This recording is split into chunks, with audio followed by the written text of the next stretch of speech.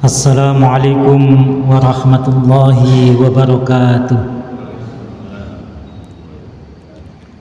Innal hamdalillah nahmaduhu wa nasta'inuhu wa nastaghfiruh wa na'udzu billahi min shururi anfusina wa min sayyiati a'malina. May yahdihillahu fala mudilla lahu wa may yudlilhu fala hadiya lahu. Asyhadu an la ilaha illallah wahdahu la syarika lahu wa asyhadu anna Muhammadan abduhu wa rasuluh. Allahumma salli wa sallim wa barik ala nabiyyina Muhammadin wa ala alihi wa sahbihi wa mawalah. Qala Allah ta'ala fi kitabil karim, a'udzu billahi minasy syaithanir rajim. Subhanaka la ilma lana illa ma 'allamtana innaka antal alimul hakim. Jamaah salat zuhur Masjid Al-Badar yang dirahmati Allah, marilah kita manjatkan bersyukur kita kehadirat Allah Azza wa Jalla atas limpahan nikmat yang Allah anugerahkan kita dapat hadir di masjid yang kita cintai ini dalam rangka kita menunaikan sholat berjamaah, dan mudah-mudahan Allah menerima seluruh rangkaian amal ibadah kita dan Allah anugerahkan kita istiqomah dalam ketaatan. Pada kesempatan yang berbahagia ini kita masih di kitab Bulughul Maram min Adillatil Ahkam karya Syekh Al-Hafidz Ibnu Hajar Al-Asqalani. Kita masih di bab masjid. Kali ini dengan pembahasan an-nahyu anil bai'i wasyira'i wa iqamatil hududi fil masjid. Larangan jual beli dan menegakkan hukuman di masjid. Hadis nomor 269. Wa anhu, ini merujuk pada nomor hadis sebelumnya, yaitu di 268, dari sahabat Abu Hurairah. Darinya di sini adalah dari sahabat Abu Hurairah, anna Rasulullah sallallahu alaihi wasallam, bahwasanya Rasulullah sallallahu alaihi wasallam qala, berkata, idza ra'aitum man yabi'u aw yabta'u fil masjidi faqulu, apabila kalian melihat orang menjual atau membeli di dalam masjid, maka ucapkanlah la arbahallahu tijarataka, semoga Allah tidak memberikan keuntungan atas perniagaanmu. Rawahun Nasa'i wa Tirmidzi wa hassanahu. Hadis ini diriwayatkan oleh Imam An-Nasa'i dan Imam At-Tirmidzi. Imam At-Tirmidzi menyatakan hadis ini hasan. Nah, artinya hadis ini sahih. Di dalam Sunan At-Tirmidzi hadis nomor 1321 dan di Sunan An-Nasa'i pada bab amalul yaumi wal lailah, yaitu amalan siang hari dan malam hari, hadis 176, ada tambahan di riwayat Nasa'i, wazada wa idza ra'aitum man yanshaddu dhalatan fil masjidi, yaitu pada hadis sebelumnya, yaitu siapa yang melihat orang yang bersenandung menyampaikan barangnya hilang di masjid, maka ucapkanlah semoga Allah tidak mengembalikan hartamu yang hilang itu. Nah, keharaman melakukan jual beli di masjid ada perbedaan para ulama. apakah akad transaksi itu terlaksana atau sah dengan larangan hadis Nabi tadi itu, ataukah tidak? Imam Syafi'i dan mayoritas ulama berpendapat bahwa transaksi yang terlaksana itu sah meskipun ada sisi keharaman. Jadi sekalipun itu haram, tapi jual belinya sah. Haramnya karena tempatnya saja. Sementara Imam Ahmad menganggap transaksi tersebut haram, maka semua turunannya berarti tidak sah. Ibnu Hubairah berkata, keabsahannya terhalang. Nah, ini menguatkan pendapatnya Imam Ahmad. Sementara Ahmad membolehkannya dalam kitab Al-Furu' dijelaskan. Nah, tapi ada hal yang berbeda ya di dalam bab sewa menyewa ya, ijarah, padahal ijarah itu juga seperti jual beli. Sementara dalam kitab Al-Iqna dijelaskan jika ia lakukan maka akan batal, dan disunahkan kepada orang yang berjual beli diucapkan. Artinya kalau menyaksikan orang yang jual beli itu, kita yang melihatnya disunahkan apa? Mengucapkan semoga Allah tidak memberikan keuntungan dalam perdaganganmu, sebagai teguran padanya. Apakah mesti rugi? Ya, kita kembalikan kepada Allah Subhanahu wa ta'ala memberikan izin ataukah tidak. Tidak sesuatu yang baik itu mesti Allah lalu izinkan, demikian pula tidak sesuatu yang buruk tidak Allah izinkan. Buktinya ada kejahatan berupa sihir, Allah pun ketika izinkan maka seseorang bisa kena sihir itu, padahal itu sesuatu yang buruk, yang jahat.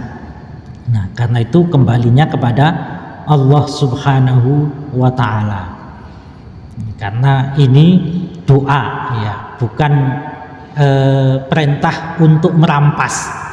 Kalau kamu melihat dagangan orang berjual beli di masjid, rampaslah barangnya, nah itu jelas mesti rugi kan gitu, karena tidak ada perintah merampas. Jangan melampaui yang disampaikan oleh Nabi. Nabi tidak menyatakan rampas, tapi doakan, nah, agar tidak untung. Maka doanya itu terserah Allah Subhanahu wa ta'ala. Hadis nomor 270, wa an Hakim bin Hizam qala, dari sahabat Hakim bin Hizam, ia mengatakan, qala Rasulullah sallallahu alaihi wasallam, Rasul sallallahu alaihi wasallam pernah bersabda, la tuqamul hududu fil masajid, jangan engkau laksanakan hukuman di masjid. Nah, di sini berarti hukuman had. Apa diantara hukuman had? Orang berzina dicambuk, orang atau kalau zina muhson berarti dirajam. Lalu kemudian mencuri, potong tangan. Orang merampok beda hukum dengan mencuri. Kalau mencuri pertama hukumannya potong tangan. Kalau mengulangi pencurian lagi ya, maka potong kaki ya. Jadi yang pertama tangan kanan, mencuri lagi lalu kaki kiri, mencuri lagi tangan kirinya, mencuri lagi kaki kanannya. Jadi berkebalikan ya, silang. Tapi kalau merampok mukharib, maka tidak ada toleransi, langsung dibunuh dan disalib.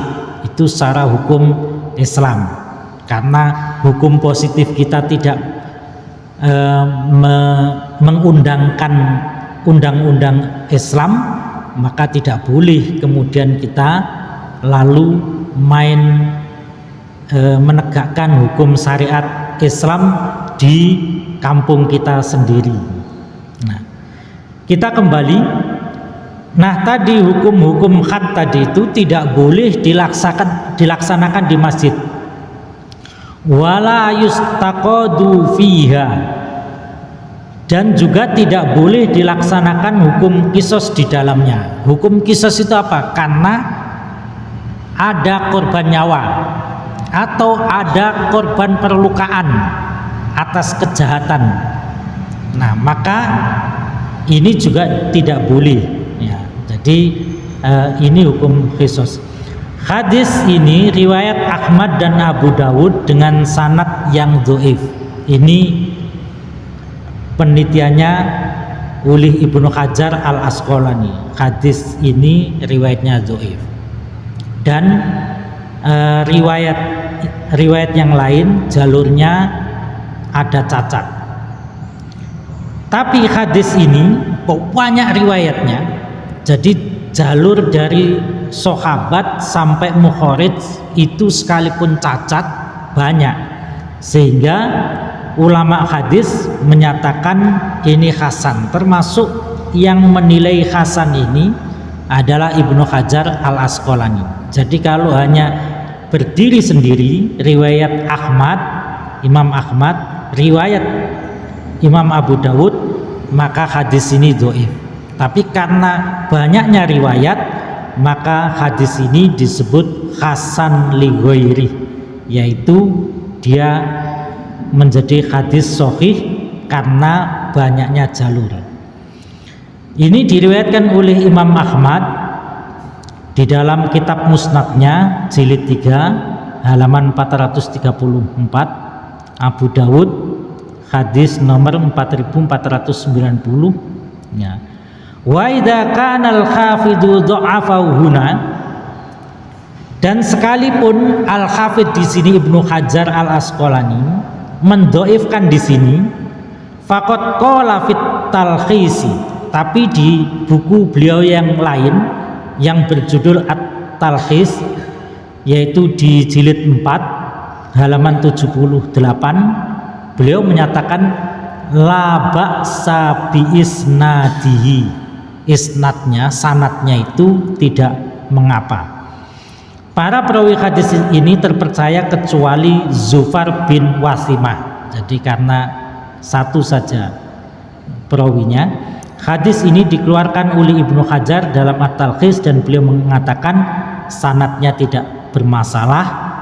Imam Albani berkata hadis ini memiliki beberapa syawahid, yaitu jalur yang bisa menguatkan. Ini di dalam kitab Albani, yaitu kitab Al-Irwa ya, hadis nomor 2327. Hadis ini menunjukkan haramnya melakukan hukuman di masjid, dan larangan itu maksudnya pada keharaman. Nah, ada hadis Nabi maupun ayat Al-Quran menggunakan kata naha, tapi maknanya tidak haram. Tapi pada hadis ini itu kata naha genuinnya yaitu haram. Pengarang kitab Syarah Al-Muntaha berkata, keharaman melakukan hukuman di masjid merujuk pada hadis Hakim bin Hizam, sebab hal itu tidak menjamin terlepas dari suatu yang dapat mengotori masjid. Jadi kalau dilaksanakan di masjid pasti mengotori masjid, dan kalaupun dilakukan hukuman di masjid belum tentu bisa menimbulkan kejeraan pada orang yang dihukum maupun yang melihatnya. Hikmah dari semua itu adalah bahwa penegakan hukum akan membawa dampak pada hiruk pikuk dan suara gaduh. Nah, karena itu maka pasti mengganggu masjid. Nah, jadi suara itu pasti mengganggu masjid. Seperti halnya hukuman itu akan mengotori masjid dengan darah atau suatu yang keluar dari orang yang terkena hukuman.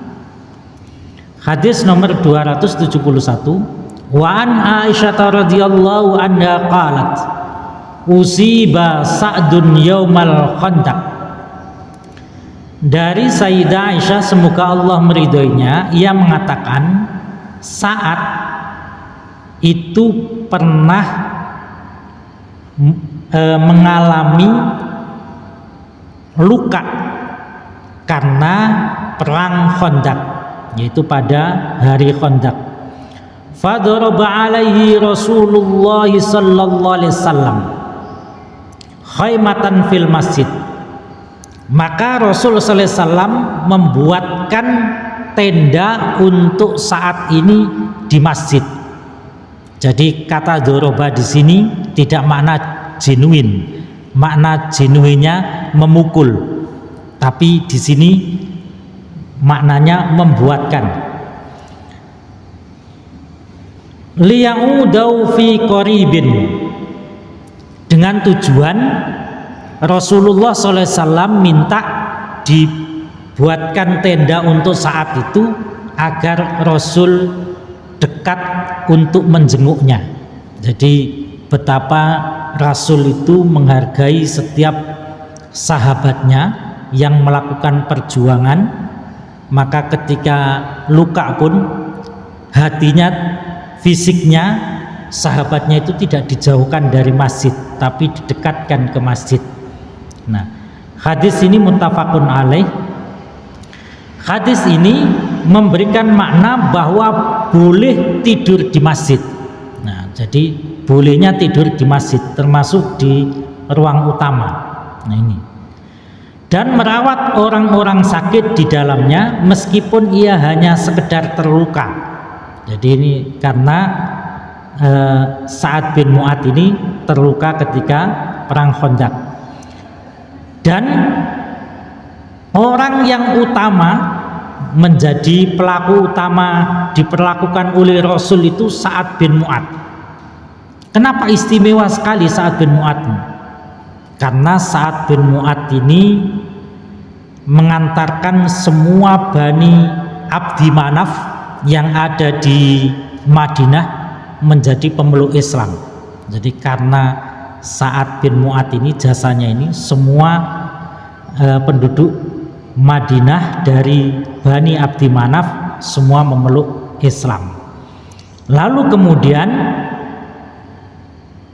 Sa'ad bin Mu'adz ini juga menyatakan ketika perang Khandaq itu terjadi, ada pengkhianatan dari Bani Quraidah. Bani Quraidah itu juga berasal dari Madinah, Bani Madinah. Jadi kalau di Madinah ada kabilah yang besar, yaitu ada suku Khazraj dan suku Aus. Dari suku Aus salah satunya, kemudian ada Bani Quraidah ini. Karena itu banyak hadis yang menceritakan tentang keunggulannya. Apa? Karena pengkhianatan itu, maka Sa'ad bin Mu'adz menyatakan, dia berdoa kepada Allah, ya Allah, jangan wafatkan aku sampai aku membantai Bani Quraidah. Maka benar Allah Subhanahu wa ta'ala mengijabahi doa Sa'ad bin Mu'adz itu. Beliau yang memperoleh syahid itu ketika peperangan dengan Bani Quraidah, dan umat Islam menang ketika itu. Hadis nomor 272, wa anha qalat, dari Sayyidah Aisyah pula ia mengatakan, ra'aitu Rasulullah sallallahu alaihi wasallam yasturuni, aku melihat Rasulullah sallallahu alaihi wasallam menghalangiku, menghalangi pandanganku. Kenapa dihalangi? Wa ana anduru ilal khabasati yal'abuna fil masjid, ketika aku melihat ke sekelompok orang Habasyah, mereka bermain di masjid. Nah, bermain di masjidnya Bani Habasyah ini, bangsa Habasyah ini, apa? Mereka sedang menari. Jadi menarinya di masjid. Nah, karena ini maknanya boleh menari di masjid itu kalau itu memang seumpamanya untuk kemaslahatan umat Islam. Karena saat itu setelah kemenangan pasukan Islam peperangan, lalu orang-orang Habasyah ini memiliki kebiasaan ya kalau mereka setelah menang dalam peperangan mereka itu menari, lalu mereka mengadakan syukurannya di masjid. Peran masjid di masa permulaan Islam bukan hanya sekedar untuk sholat, tetapi bisa digunakan sebagai tempat menimba ilmu, tempat menampung aspirasi, dan tempat melerai orang yang konflik, tempat pelaksanaan musyawarah, dan seluruh kebijakan persoalan lainnya. Orang-orang Habasyi memiliki tabiat senang permainan dan alat musik. Nah, karena itu ketika ada yang mengharamkan musik, sebetulnya kita kembalikan, jangan mengambil pendapat-pendapat imam. Kembalikan apakah hadis tentang semua musik itu apakah dhaif. Kalau dhaif maka haramkan. Tapi ternyata hadis-hadis itu tidak ada yang dhaif. Nah, kalau tidak ada yang dhaif, maka kembali bahwa hukum asal itu boleh selama sampai ada tanda yang diharamkan. Apa yang diharamkan dari nyanyian? Ternyata dia melalaikan dari ibadah. Ia ada syair-syair yang kemudian erotik gerakannya, ataukah dari sisi liriknya itu kata-kata yang cabul, maka itu menjadi sesuatu yang haram. Perhatian tersebut sebagai strategi politik yang amat penting yang diisyaratkan oleh beberapa lafaz hadis. Jadi ini yang terkait dengan yang dibolehkan di masjid. Satu tadi tidur, yang kedua di masjid kalau tidak ada tempat yang lain bisa dipakai untuk sesuatu kreasi seni yang dapat menambah manfaat bagi umat Islam ini di dalam kehidupan keagamaannya. Demikian yang dapat saya sampaikan. Terima kasih atas perhatiannya. Moga-moga menjadi ilmu yang bermanfaat fid dunya wal akhirah, dan mohon maaf atas segala kurangan. Wassalamualaikum warahmatullahi wabarakatuh.